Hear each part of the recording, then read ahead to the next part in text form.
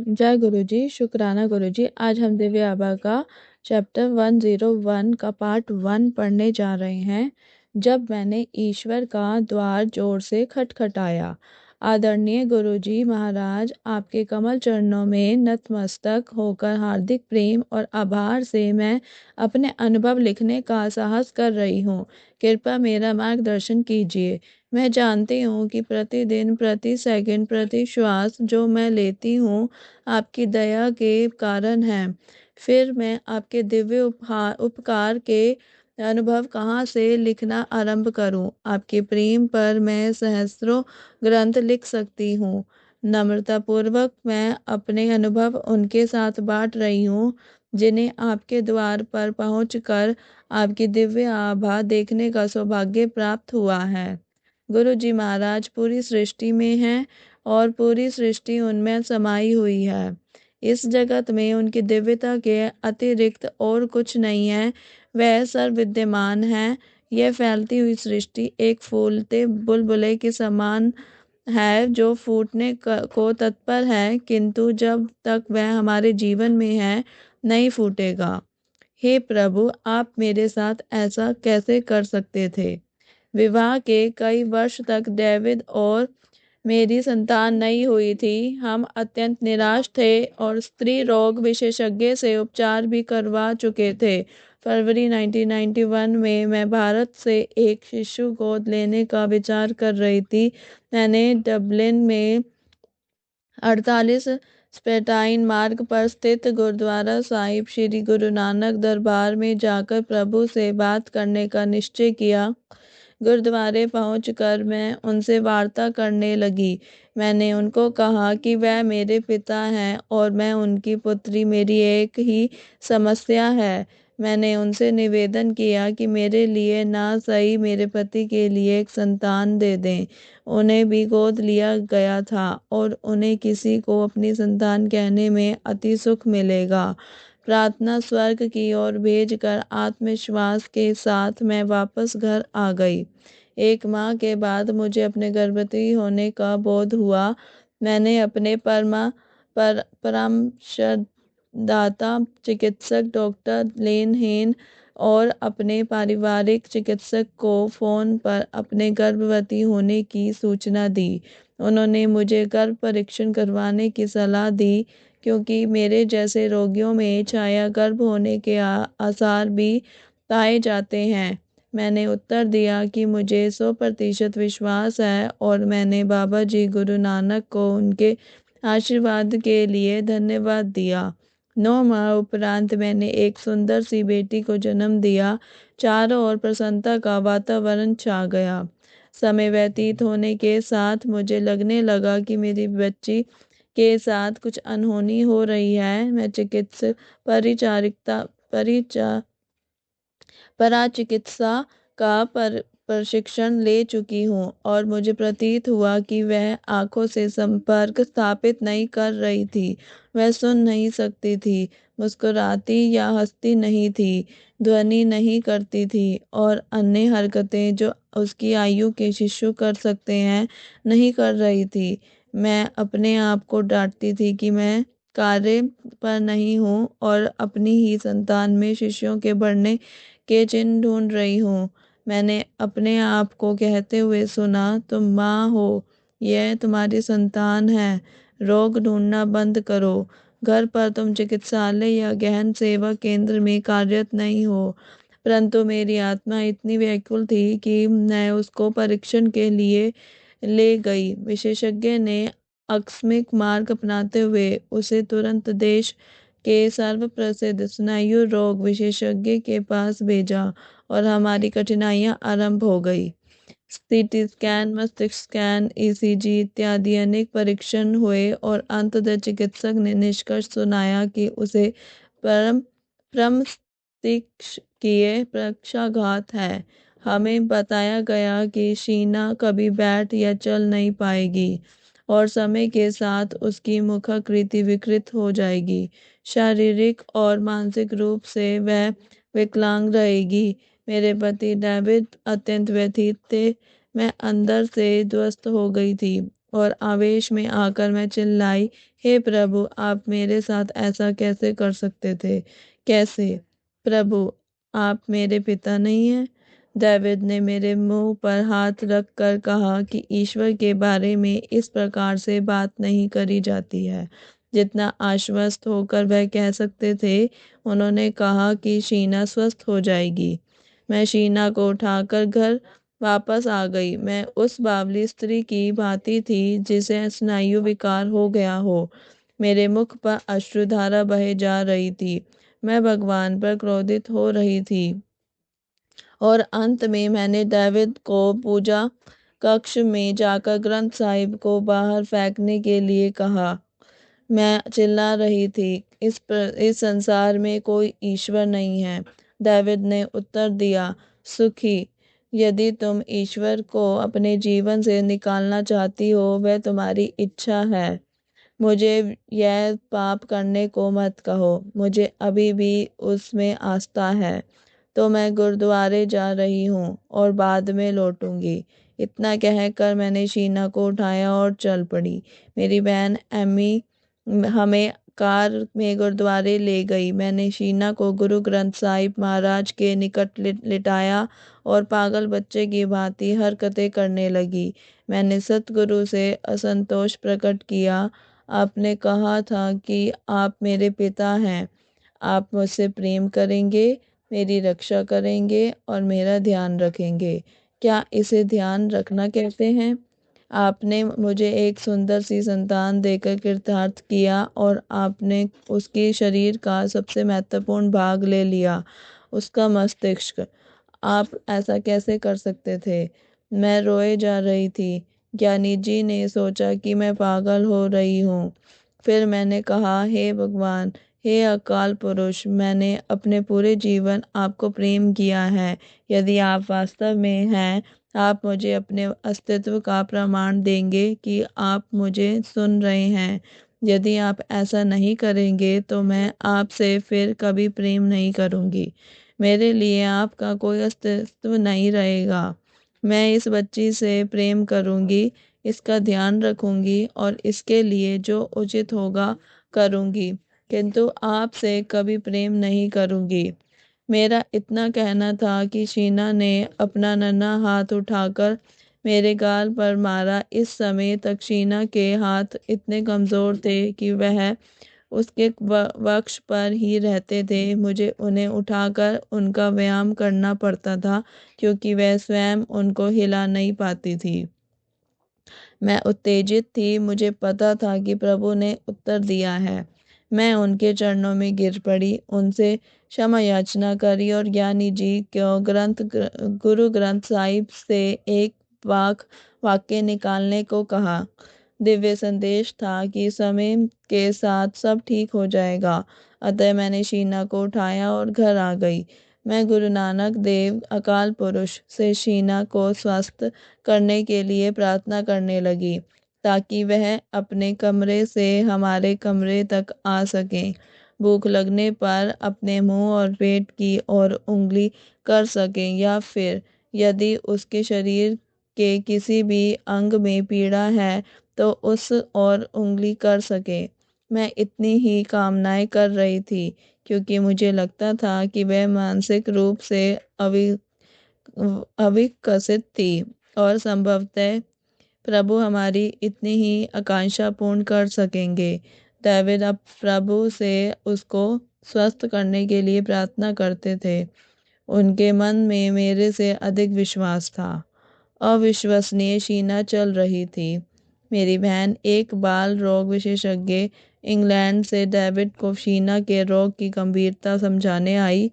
उसने कहा कि शीना शारीरिक रूप से विकलांग रहेगी और समय के साथ उसकी मुखाकृति विकृत हो जाएगी। उसने दाऊद को स्थिति से समझौता करने के लिए कहा। वे विचलित अवश्य हुए, फिर भी उनको विश्वास रहा कि प्रभु की दया से सब ठीक हो जाएगा। जो उनको बताया गया उसे सुनकर वे व्याकुल भी हुए। इस समय प्रभु के साथ मेरी आध्यात्मिक यात्रा आरंभ हुई। मैंने ईश्वर के शब्द को स्वीकार किया और निश्चय किया कि मुझे अमृत वेला में प्रार्थना करनी चाहिए। अर्धरात्रि 2 बजे बिना शोर किए उठकर मैं अपने हाथ और पैरों पर स्नानागार तक जाती थी और हाथ मुंह धोकर प्रार्थना करती थी। मैं उनको कहती थी कि मैं उनके पास स्वच्छ होकर आई हूँ। स्नान करने से मेरे पति उठ जाते और क्रोधित होते और फिर मेरी प्रार्थना असफल रहती। फिर मैं चुपचाप बिस्तरे में डेविड के उठने से पहले आकर सो जाती। यह यह 17 माह तक चलता रहा। इस अवधि में शीना के विभिन्न उपचार एवं चिकित्साएं चलती रही, शारीरिक, मानसिक, वाच इत्यादि। घर में हम पहिए वाली कुर्सी और लिफ्ट लगाने का विचार करने लगे थे। एक शाम को मैं रहरास साहिब पाठ बाबा जी को अर्पण कर रही थी और मेरी बहन अमरजीत नीचे शीना को देख रही थी। अचानक मैंने उसे चिल्लाते हुए सुना, सुखी, शीना चल रही है। मुझे उसका कहा समझ नहीं आया और मैं उससे पाठ में अड़चन डालने के लिए नाराज हुई। पाठ पूरा कर मैं नीचे गई। मेरी आंखों के सामने शीना एक कुर्सी से दूसरी कुर्सी तक दौड़ रही थी। एक चमत्कार हुआ था जो वैज्ञानिक रूप से असंभव था। वह खुलकर मुस्कुरा रही थी। डेविड जब काम से लौटे तो हम तीनों प्रभु को धन्यवाद देने भूमि पर नतमस्तक हो गए। जो कुछ हो रहा था वह अविश्वसनीय था। वह चल रही थी। हमने उसे बार बार वही करने के लिए कहा। प्रसन्नता से हम रो पड़े। ईश्वर ने हमारी प्रार्थनाएं स्वीकार कर ली थी। हमने गुरुद्वारे जाकर प्रभु को धन्यवाद दिया। अपनी बच्ची की सहायता के लिए चिरकाल से चली आ रही तप कर वरदान मांगने की प्रथा को मैंने पा लिया था। उस दिन से मैंने बाबा जी के कक्ष में ज्योत जलाना आरंभ कर दिया और उसके द्वारा उनके दर्शन की अभिलाषा प्रकट करी। यह मेरे प्रेम की ज्योत थी। आयरलैंड में मेरी बेटी ने मुझे बुलाया है। जीवन बीत रहा था। अचानक 1995 में मेरी माँ रुग्ण हो गई। उनका रक्त प्रवाह अत्यंत वेग से हो रहा था और चिकित्सक ने कहा कि गर्भयोच्छेदन द्वारा उनका गर्भाशय निकालना पड़ेगा। प्रशिक्षित पराचिकित्सा होने के कारण मेरी माँ ने मुझे घर आकर उनकी सहायता करने के लिए कहा। मैंने उन्हें शीना के रोग की गंभीरता के बारे में नहीं बताया था। कुछ समय पूर्व ही डेविड भी अपनी नौकरी से हाथ धो बैठे थे। फिर भी हमने निश्चय किया कि शीना और मैं भारत जाएंगे। यद्यपि शीना प्रगति कर रही थी, उसके विकास में दो क्रियाएं शेष थी। एक, वह बोल नहीं पा रही थी और दूसरे, वह सामान्य भोजन नहीं कर रही थी। फलस्वरूप उसे विशेष खाद्य पदार्थ देने पड़ते थे। भारत में रहते हुए उसके लिए यह विशेष वस्तुएं आवश्यक थी। इसका अर्थ था यात्रा में अधिक सामान। हम विमानपत्तन पर अपने अधिकार से अधिक सामाने ने लेकर पहुंचे। विमान कर्मचारी अधिक वजन के लिए पैसे की मांग कर रहे थे। हमारे लिए यह संभव नहीं था। मैं चिंतित हो गई। मैं अंदर ही अंदर रो रही थी। हे प्रभु, कुछ कीजिए। वहाँ पर मेरी माँ रोगग्रस्त है और यहाँ पर मेरी बेटी। मेरे पास देने के लिए पैसे नहीं हैं। मैं क्या करूँ? स्पष्टता उसी समय गुरुजी, जिन्हें मैं इस समय तक जानती नहीं थी, ने चंडीगढ़ में संगत को कहा कि मेरी की बेटी ने उन्हें आयरलैंड में बुलाया है और उन्हें वहां जाना है। इसी समय कर्मचारी ने मेरी और मुड़ कर कहा कि मैं आगे जा सकती हूँ। उसने यह भी कहा कि अधिक सामान के लिए कोई अतिरिक्त व्यय नहीं करना है। मैंने अकाल पुरुष को उनकी सहायता के लिए धन्यवाद दिया और इस बारे में और अधिक नहीं सोचा। मेरी छोटी बहन ने मुझे गुरुजी महाराज के दर्शन करने के लिए विनती की थी। मेरी माँ की शल्य क्रिया से पूर्व उनके कमरे में तीव्र सुगंध मिली। शल्य क्रिया में माँ के शरीर से निकला हुआ गर्भाशय श्वेत रंग का हो गया और यह ठीक थी। कैंसर के कोई चिन्ह नहीं थे।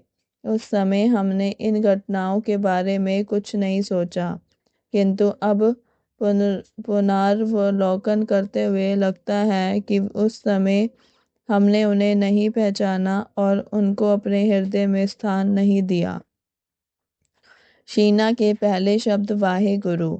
एक दिन माँ की शल्य क्रिया के बाद मैं चंडीगढ़ के सेक्टर 35 में अपने भाई के घर बैठी हुई थी, जब मैंने कुछ लोगों को गुरुजी के बारे में बातें करते हुए सुना। उनमें मेरी भाभी के भाई गिक्की भी थे, जो गुरुजी के भक्त हैं। मुझे प्रतीत हुआ कि कोई मुझे बुला रहा है। मैंने पूछा कि क्या मैं गुरुजी से मिल सकती हूँ। मेरे परिवार वाले चकित रह गए, क्योंकि मैं कभी किसी पंडित, पुजारी, संत और धार्मिक लोगों के पास नहीं जाती थी। मैं गुरु नानक के उपदेशों का अनुसरण करती थी, और उन्होंने ऐसे लोगों के पास जाने को मना किया था। उन्होंने कहा, सुखी, हमने तो कभी तुमसे इस बारे में पूछा नहीं था, क्योंकि तुम इनमें विश्वास नहीं करती हो। उस शाम जब मैं गुरुजी के पास गई और कार से उतर रही थी, तो गुरुजी ने संगत को बताया, बेटी आई है। उनके मंदिर में प्रवेश करके मैंने उनके कमल चरणों को स्पर्श किया। उन्होंने मुझे दिव्य प्रसाद दिया और बैठने के लिए कहा। वह उठकर मेरे पास आकर बैठ गए, और उन्होंने मेरे रोगों, मेरी शल्य क्रियाओं, आयरलैंड में मेरे घर, उसकी सजावट, प्रत्येक कमरे की वस्तुएं, खिलौने, भोजन करने के बर्तन आदि अनेक वस्तुओं के बारे में विस्तार से बताना आरंभ कर दिया। मैं स्तब्ध थी। फिर गुरुजी ने कहा कि वह वही है, अपने रंग रूप में एक जमा एक दो ही होते हैं, तीन नहीं। उन्हें बहुत कुछ दिखाना और सिद्ध करना शेष है। मेरे साथ बैठी एक महिला ने मुझे कहा, गुरुजी ने उन्हें बताया था कि मैंने ईश्वर के द्वार पर इतनी जोर से दस्तक दी कि मेरी बेटी स्वस्थ हो गई, इसलिए मुझे गुरुजी का आभारी होना चाहिए। स्तब्ध होने के साथ मैं विस्मित भी थी। यह तो ईश्वर और मेरी आपस की बात थी। गुरुजी को इस बारे में कैसे पता। मैंने उनकी ओर देखा। पहले मैंने प्रश्न किया कि क्या यह वास्तव में हो रहा है, और फूट फूट कर रोने लगी। किसी भी व्यक्ति या दिव्य पुरुष के लिए मेरे और परमात्मा के साथ आपस में हुई बातों का पता नहीं लग सकता था। यानी मैं अमृत वेला में उठकर अपनी बेटी के स्वास्थ्य के लिए प्रार्थना करती थी। मैंने मन ही मन गुरुजी से प्रश्न किया, आप कौन हैं? क्या आप वही हैं जो मैं सोच रही हूँ? एक अत्यधिक चौंधियाने वाली आभा ने मुझे और पूरे कमरे को घेर लिया। मैं उनके चरणों में गिर पड़ी और बार बार कहने लगी, क्या आप वही हैं जो मेरे मन में हैं? और फिर मैंने कहा, हे सर्व विद्यमान प्रभु, मेरी बेटी को ठीक करने के लिए आपका हार्दिक धन्यवाद।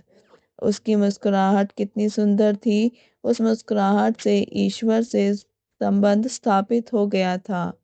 उनकी आंखें बाह्य संसार से नाम मात्र के संबंध का संकेत देती हुई आधी खुली हुई थी, और अपने अंतर्ज्ञान से संबंध स्थापित करती हुई आधी बंद बंद थी।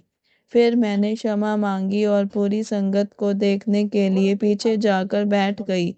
मैंने अपने आसपास बैठे हुए लोगों से गुरुजी के बारे में अपने निजी अनुभव कहने के लिए विनती करी। जो कुछ मैंने सुना, यह बिल्कुल मेरे नाना जी और पवित्र पुस्तकों और गुरु ग्रंथ साहिब की सीख के अनुरूप था। मेरी राय में गुरुजी गुरु नानक समान हैं। जैसे ही मैंने यह सोचा, गुरुजी ने मुझे आगे बुलाया और कहा कि सुखी, तुम्हें आने वाली बैसाखी सदा याद रहेगी। मेरे लिए बैसाखी का अर्थ केवल फसल कटने का समय था। गुरुजी के चारों ओर मुझे गुलाब और लैवेंडर पुष्पों की सुगंध आ रही थी। लोगों ने मुझे गुरुजी के पैर और हाथ सूंघने के लिए कहा। वह उसी सुगंध से भरे हुए हैं। उनके चरणों को छूते ही मेरे हाथ उस सुगंध से भर गए। मैं अचंभित रह गई। गुरुजी ने मेरी ओर मुड़कर कहा, बेटी, ये अमृत है। उसी समय वह मेरे आसपास उपस्थित लोगों का उपचार कर रहे थे, और जैसे ही कोई रोग निवृत्त होता था, वह मुस्कुराते थे। रात्रि के अंत में मैंने अपना सिर उनके कमल चरणों में रख दिया। जब सिर उठाकर मैंने उनकी आंखों में देखा तो उनके चक्षुओं से 2 किरणें निकल कर मेरी ओर आई। उनमें सितारे भरे हुए थे। मुझे आभास हुआ कि वह कौन है। बचपन से मुझे सदा लगता था कि प्रभु मेरे पास चरणों के मार्ग से आएंगे और वह सितारों से भरी होगी। घर चलते हुए गुरुजी ने मुझे अगले दिन शीना को लाने के लिए कहा। मैंने उत्तर दिया कि यह कठिन होगा क्योंकि वह कुछ नहीं खाएगी, लोग उसको घूरेंगे, और अंत में यह भी कह दिया कि मैं उनके निर्देशों का पालन करूंगी। अगले दिन मैं शीना को लेकर गुरुजी के पास आई। जब हम सेक्टर 33 में गुरुजी के मंदिर की ओर जा रहे थे, शीना मेरा हाथ छोड़कर गुरुजी की ओर भागी। वह उनके कमल चरणों में नतमस्तक हुई और बोली, वाहे गुरु। मेरी बच्ची पहली बार बोली थी। मेरी आंखों में आंसू आ गए। गुरुजी ने शीना को ले जाकर लंगर करवाने को कहा। मैं उसको लंगर हॉल में ले गई और उसके मुंह में चपाती का एक छोटा सा कोर डाला जो वह खा नहीं सकी। जब हम गुरुजी के पास वापस आए तो उन्होंने पूछा कि क्या उसने कुछ खाया है। मैंने मना किया।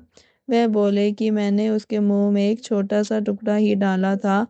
उस दिन से मेरी बेटी को कोई समस्या नहीं है। प्रभु के द्वार पर सब मिल गया था।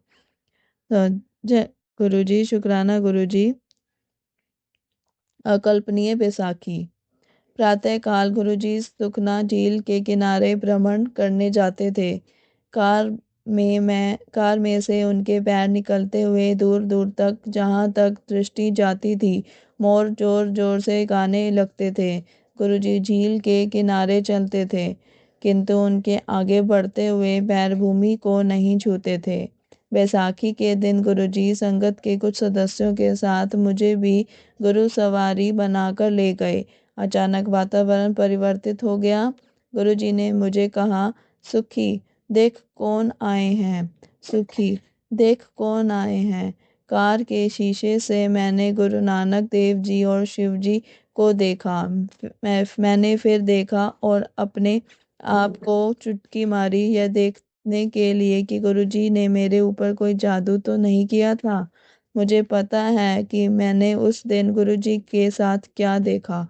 मैं गुरु नानक को दर्शन देने के लिए धन्यवाद करती हूँ, और उससे भी अधिक मेरी बच्ची को नव जीवन देने के लिए। मैंने यह स्वप्न में भी नहीं सोचा था कि मेरी प्रेम ज्योत से इस जन्म में मुझे बाबा जी के दर्शन हो जाएंगे। प्रसन्नता और प्रेम से पागल होकर मैं सबको गुरु जी के बारे में बताना चाहती थी, और अभी भी वही कर रही हूँ। मुझे आशा है कि यह पढ़ने वाले भी सोच रहे होंगे, ये कौन है, गुरुजी कौन है। वह ईश्वर हैं और हमारी रक्षा करने आए हैं। उस दिन शाम को बैसाखी का समारोह था। कुछ अनुयायियों से गुरुजी ने मेरे बारे में पूछा। मैं घर पर थी। उनका अस्तित्व जानने के पश्चात मैं उनका सामना करने का साहस नहीं जुटा पा रही थी। अंततः मुझे बुलाया गया और मेरे पहुंचने पर मेरे पर प्रेम की वर्षा करी गई। मैं प्रिय प्रभु की आत्मा को देखना चाहती थी। बैसाखी के एक दिन उपरांत गुरुजी ने मुझे कुछ मांगने के लिए कहा। मैंने उत्तर दिया कि आपने मुझे सब कुछ दे दिया है, मैं ही आपको पहचान नहीं पा रही थी।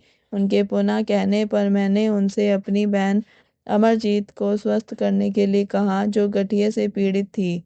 एमी को अपनी पीड़ा के कारण काम करने में कष्ट होता था। औषधियों के साथ वह अपनी कलाई पर स्वर्ण के इंजेक्शन भी लेती थी। गुरुजी ने उसका चित्र लाने के लिए कहा। उन्होंने भविष्यवाणी करी कि वह मुझे फ़ोन करेगी और मैं उसको सब औषधियाँ फेंकने के लिए, और अब वह स्वस्थ है ऐसा कहूँ। समय के साथ पता लगा कि गुरुजी ने यह भारत में बैठे हुए उसे आयरलैंड में ठीक कर दिया था। अगले वर्ष अपना आभार प्रकट करने वह गुरुजी के पास आई थी।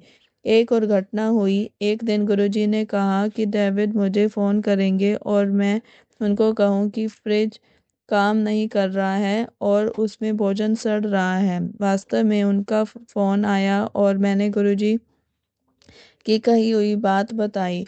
किंतु उन्होंने कहा कि वह घर पर ही है और फ्रिज ठीक काम कर रहा है। जब मैंने वापस जाकर देखा तो उसका फ्रीज़र खराब हो गया था और उसमें भोजन सड़ चुका था। जय गुरु जी, शुक्राना गुरु जी। इसी के साथ दिव्य आबा का ये चैप्टर, इस चैप्टर का पार्ट 1 समाप्त होता है। कल हम इसी चैप्टर का पार्ट 2 पढ़ेंगे, मयूर ज्ञान। जय गुरु जी, शुक्राना गुरु जी। मेरी वॉइस में अगर किसी को अच्छा लगे तो चैनल को शेयर, लाइक और सब्सक्राइब करना ना भूलें। ओम नमः शिवाय। शिव जी सदा सहाय। ओम नमः शिवाय। गुरु जी सदा सहाय।